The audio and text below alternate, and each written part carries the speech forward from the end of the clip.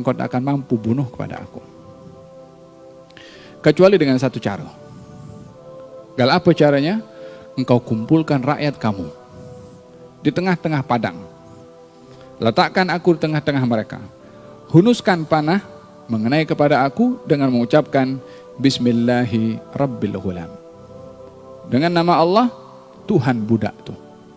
Tahu surat Al-Buruj dalam Al-Quranul Karim? Was-sama'i dhatil buruj wal yaumil ma'ud wa syahidin wa mashhud qutila ashabul ukhdud. Dibunuh ashabul ukhdud. An-nari dhatil waqud. Api yang sedang menyala. Dibuat macam kawah di bawah menyala api. Kemudian orang-orang ashabul ukhdud dicampakkan daripada atas, dibakar hidup-hidup. Tahukah apa sebabnya? Ianya adalah gara-gara tukang sihir dan seorang yang saleh. Ahli sihir dan ahli karamah. Penyihir dan orang yang wali. Budak kecil keluar daripada rumahnya untuk belajar ilmu sihir. Dan ilmu sihir macam fardu ain waktu itu. Ya, semua orang belajar. Dia macam sudah tak boleh tidak mesti belajar.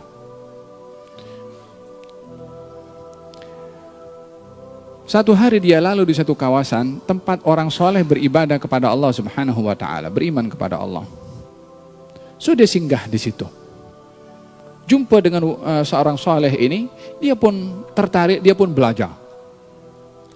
Yang awalnya keluar daripada rumah nak belajar ilmu sihir, dia tertarik dengan orang yang soleh, belajar ilmunya Allah Subhanahu wa Ta'ala.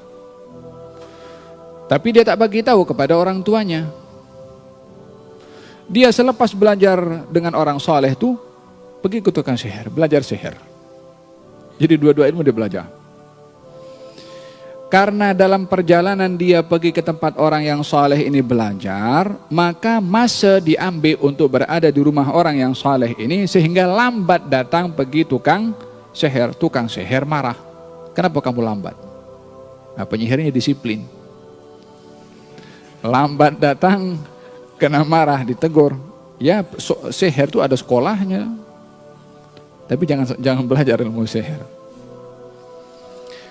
Lambat di tempat tukang sihir, dimarah oleh tukang sihir. Bila mana balik rumah, mengikut kebiasaannya kalau dia hanya belajar di tempat tukang sihir, ini balik rumah dia balik awal. Tapi karena belajar dengan orang yang soleh dulu, kemudian belajar tukang sihir, lambat ke tempat tukang sihir, lambat pula balik rumah.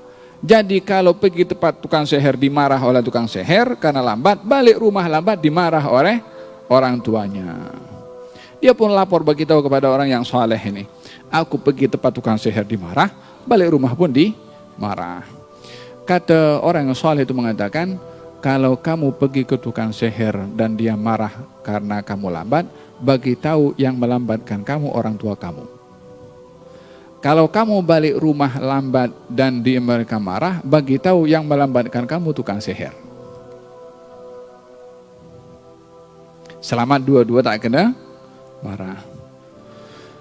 Sampai satu ketika budak ini, dia masih kecil kan, masih budak-budak.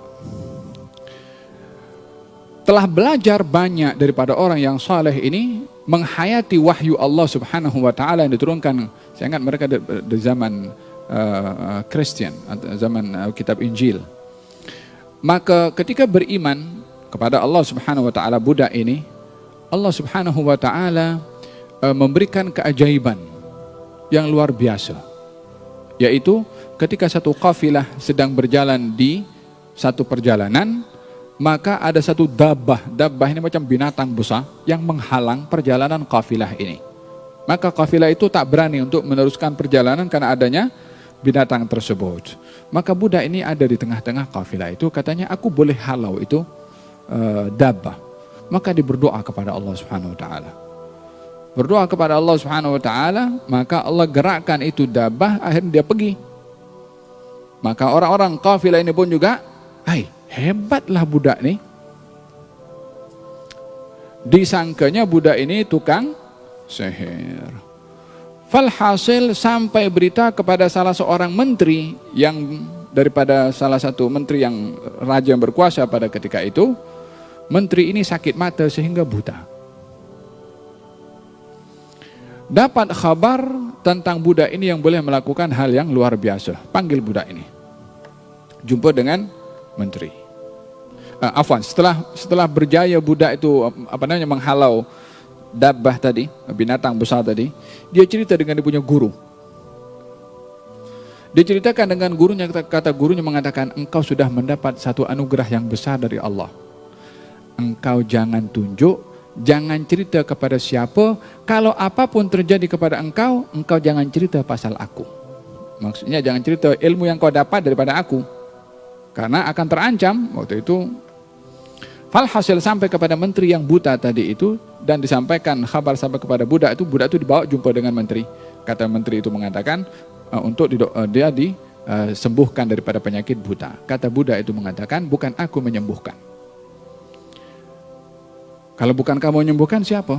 Kalau Allah Tuhan aku dan Tuhan kamu. Kata menteri itu, kalau begitu aku beriman kepada Tuhan kamu. Menteri itu pun beriman, maka budak itu pun berdoa, Allah kasih sembuh dia punya mata, boleh melihat. Raja pada waktu itu pun juga terkejut karena menteri yang buta boleh melihat. Sampai satu hari ada upacara sembahan kepada berhala, semua sujud kepada berhala, menteri itu enggan untuk sujud.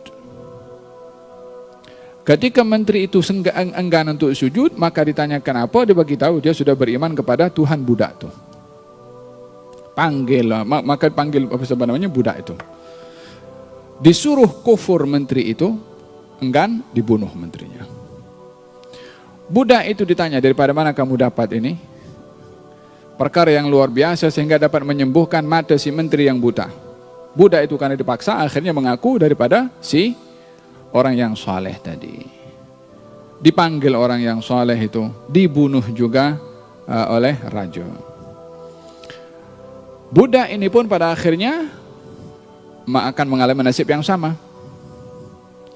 Maka raja memerintahkan tenteranya untuk membawa budak ini pergi ke tengah-tengah lautan dan dicampakkan di tengah-tengah laut. Mati lemas, mati dimakan ikan, walhasil campak tengah-tengah laut.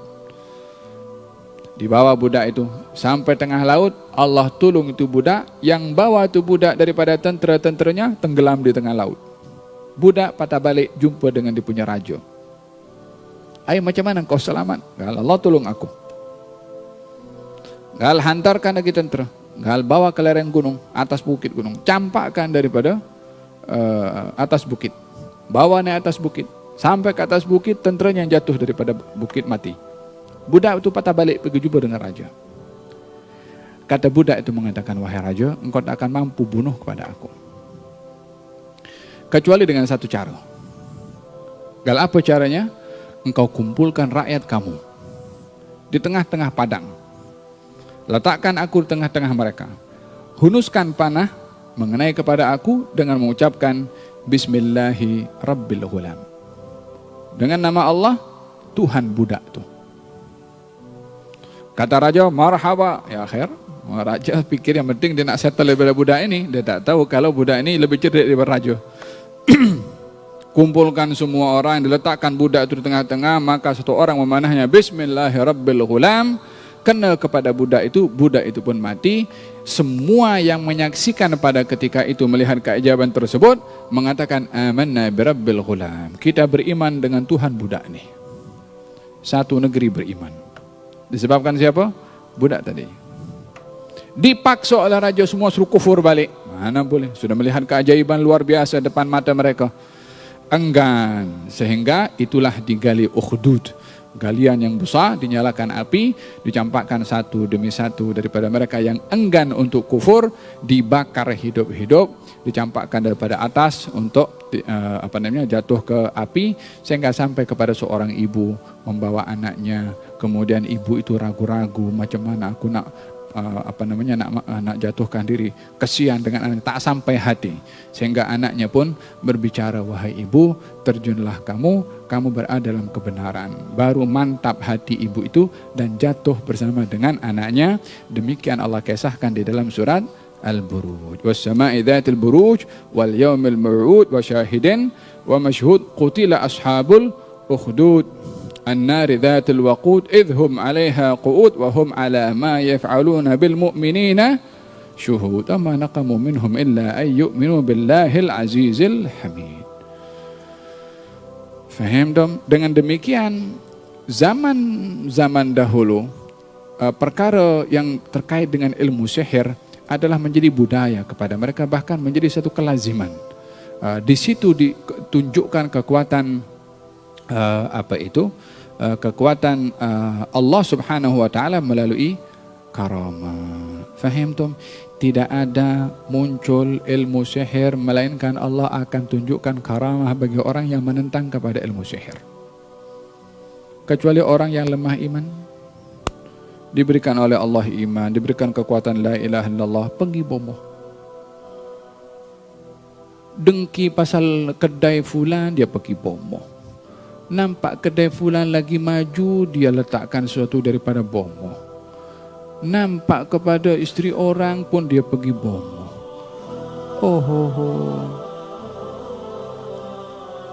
Budaya yang batil tidak boleh untuk dipertahankan karena ianya adalah mempertahankan perkara yang batil.